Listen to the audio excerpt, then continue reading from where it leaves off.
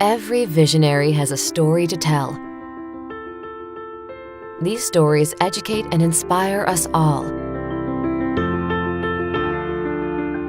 You could hear them cranking up in the morning and hear the click, click, click of the roller coaster.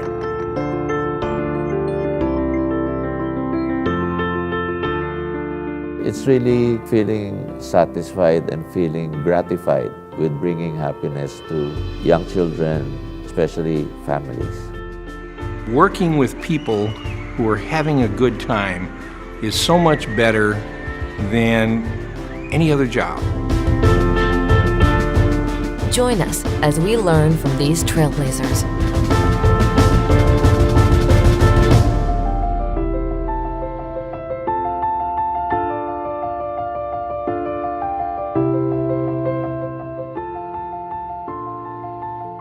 Like most people in the industry, I got into it by accident.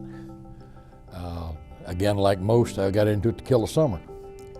I was a high school kid, and my aunt called me and said she was living in California and said, wouldn't you like to come to California and work in this big amusement park? So I go out and move in with her, and it turns out then that I'm one of the 3 residents of Disneyland. I'm living inside the park with my aunt and uncle, staying in their guest room, and I walk through the tunnel into Fantasyland and change into a ride operator costume, and I'm running the rides in Fantasyland. And I'm a high school kid just killing the summer. You know, you got to know all the management because Disney was a very close-knit sort of place back then, and I think everybody somehow realized you were breaking new ground, and nobody knew exactly what you were doing, but it was fun, and the public took to it, of course, immediately, and Disney was successful enough even in its first year, and then after that it went crazy. And everybody was caught up in the excitement and the fun of it. It was hugely casual, and everybody was friendly, and everybody would go out at night, and you'd go to dinner, or you'd go have drinks, or you'd go to the softball games, or whatever. I mean, there was a real camaraderie from the general manager down. I mean, everybody's out having a good time. In '61, Six Flags started getting built, the Texas Park, and C.V. Wood has got the planning company that's doing the planning and design for Six Flags Texas. And I wasn't having any fun in school, wasn't liking it, so I went out, it was during the summer, and went out to see Charlie Thompson. And I said, Charlie, I said, you remember me from Disney? And he said, yeah. And he said, why don't you come out and work with us? Myself and Larry Cochran were the first operations supervisors. And we're trying to run Six Flags, which was a pretty good chore because it wasn't, in the beginning, you know, it wasn't much of a park. We didn't have a lot of rides, and it was nicely done, and it was well operated.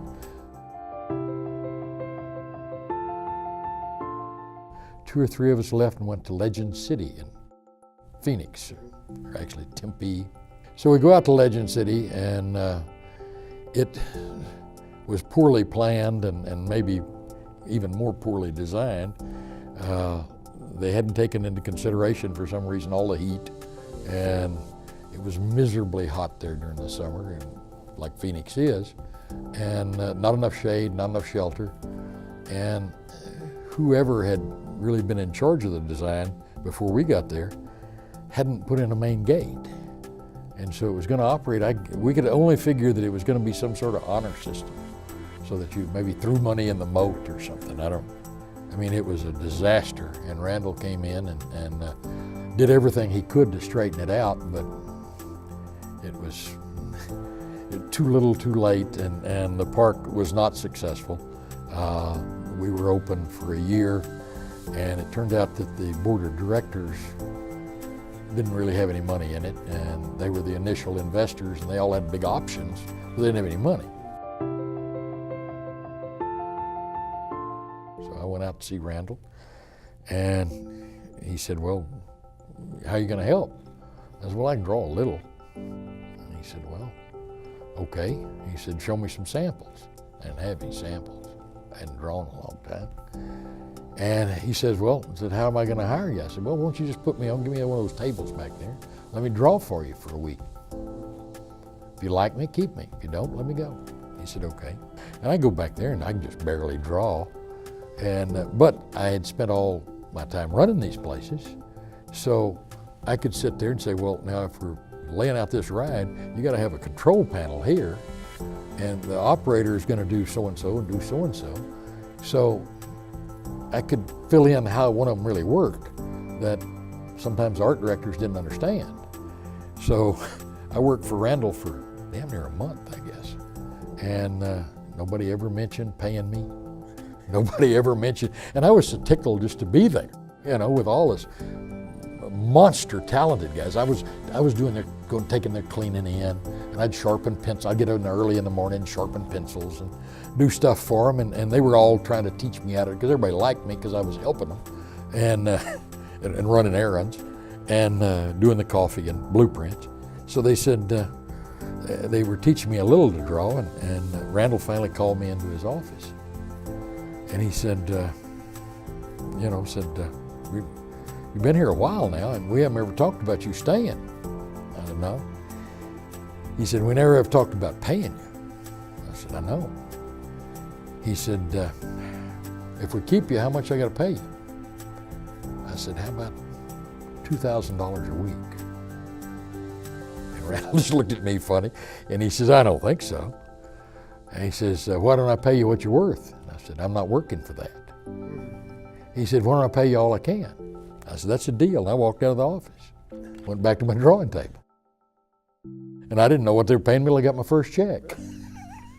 And I didn't care as long as they paid me. I got hired by a group wanted to build a park in Florida called Pirates World. They flew me to Florida and offered me a lot more money than I was making with Dougal to go to work for them to run it. And I said, great, I'll do this. So I make my peace with Randall and leave and go to Florida and get set up there. And Paul Gross is going to design it. We're waiting on the money to get done. Paul has done the master plan, and all of a sudden the money doesn't come through, and we're scuffling trying to put together the funding. And we got enough money to get started, and we couldn't find anybody to design it. Rolf had been with Dougal, and he wasn't available. And Dougal, of course, wasn't available. He was doing 2 or 3 projects, and so eventually there wasn't anybody left to do it but me. So here I had to become the art director for the park, and I certainly didn't have the ability to do that or the talent to do it. I mean, I did it finally, but just by luck and by guess and just doing what you had to do. And so we set up an in-house design shop, and I designed the park, got it built, got it running. We actually had a pretty nice park. I bought the old steeplechase ride out of Coney Island, moved it to Florida. I got the skyhook out of the World's Fair, which was the Belgium Tower there, the 4-armed construction cranes, what it amounted to. And we had that there. I bought a wild mouse, an old Ben Schiff wild mouse. It was a wonderful ride. We had antique cars. We built a pirate boat just from scratch. We took an old schooner of some kind and converted it to look like a pirate boat. And so bottom line is it was a nice little park. We had a lot of great stuff there, but when you came in, the park was just a little, you hadn't created enough environment with it, and you didn't have enough landscaping and trees, and you didn't have all the niceties of a theme park. And while the public doesn't come to see that, when they don't get it, when it's not furnished them, they don't necessarily come back. Went to Magic Mountain and we got it built, although it was originally going to be a SeaWorld project. And SeaWorld then couldn't put together the funding for it. It was going to be the first name for it was a SeaWorld ride park. And so George Millay, of course, was president of SeaWorld, or CEO, whatever his title was. Doc Lamont, who was president of the park, and I was vice president of operations. And we didn't have the money to do it. And we couldn't raise the money. Again, the stock market had gone bad, and we tried to raise money everywhere you can think of. We hit all the banks and everybody you can think of that had big, deep pockets at that time. and eventually made a deal with our landlord, who was Newhall Land and Farm. The park got open, but unfortunately the park was $2 million over budget. And on a $20 million project, that's not too good. Six Flags had never had games, and while I had worked for Six Flags in operations and later in design, I kept coming back to them. They asked me to come run games for them, or design and build the games and operate them. Not really a game operator, but I knew a lot more about it than they did, and basically called in every favor I had with anybody to find out, well, how do you build this game? Because back then, there weren't many companies that manufactured games, and there certainly was very little knowledge out there about, well, how high up do you put the cats? And put in the first game operations in the Six Flags parks. And of course that was a monster success. We grossed $1.5 million or $1.7 million or something like that, and we didn't have any money in it. I mean, it was a fast payoff and fast return, and all of a sudden we were heroes. Beach Bend Park had been closed for a couple of years. We got it open and restarted, and that was where Ernest got invented. The character Ernest, Jim Varney was the actor, and he was owned by a guy named John Cherry.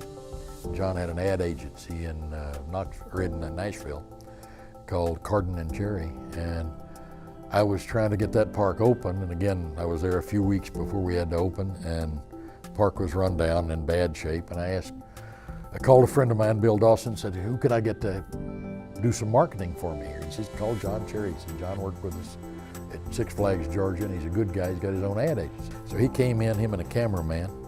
They rode around and looked at the park all day. They came back in the office about dark, and they said, there's nothing out here we can shoot. So this park's so run down, so beat up, so you got to fix something up before we can film it. And we didn't have enough money to do animation. I mean, we were on a real limited budget. And so what happened, but we all sat around the office there and started putting whiskey in our coffee cups, and we got a lot smarter, and eventually Buster had an idea, and he said, I'll need about $5,000, but I know what we can do. Okay, $5,000, let's do it. I'll have a film ready for you on Friday. He said, can you come to Nashville? I said, sure. So we drove down to Nashville, and he had filmed the first of the Ernest commercials with Ernest P. Worrell, doing that in-your-face sort of ad where he was advertising Beach Bend Park. And Ernest became, of course, a national phenomenon. And I get a call from a guy who said, I'm building a park out in West Texas, would you design it for me? And I said, sure, if you pay me, I'll do anything. Paint numbers on the curb, you know, whatever you do, whatever you want me to do. So I set up Minick Associates at that point, and set up a design shop, and I didn't have any money, didn't have any staff, but I went over to Bill Cobb, the coaster engineer, William Cobb Associates. Bill had an office just out of downtown Dallas, so I leased some drawing tables from him, and Bill let me work in his shop, and so I stayed there for, I don't know, 8 or 10 years, I guess, and we built up a pretty good staff. And since then, well, we've worked for most everybody at one time or another, whether it's Disney or Universal or SeaWorld.